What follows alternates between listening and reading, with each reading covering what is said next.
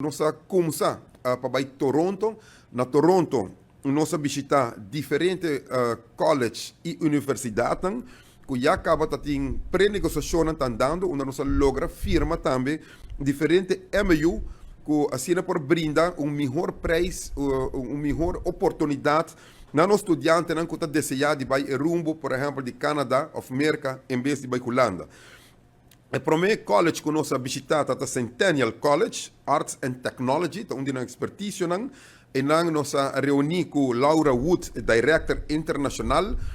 Nós temos também documentação para ter melhor desconto. Nós, Aruba, temos temporada acaba MOU com Centennial, onde os estudantes não ganham $2,000 de desconto como scholarship para ano, e isso aqui nós logra aumentar para $3,000. Nosso firme contrato aqui com nós é válido para 3 anos, tremendo college, nós temos tour também de college aqui que oferece, mas hope para estudantes que desejam ser.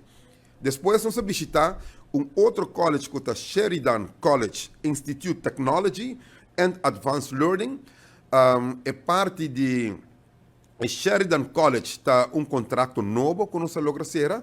Nunca antes país Aruba estava tendo uma relação ou algo firmado com Sheridan. Sheridan está agressivo, lá que nos põe de parte de gaming, tecnologia de coding, tudo o qual é tecnologia.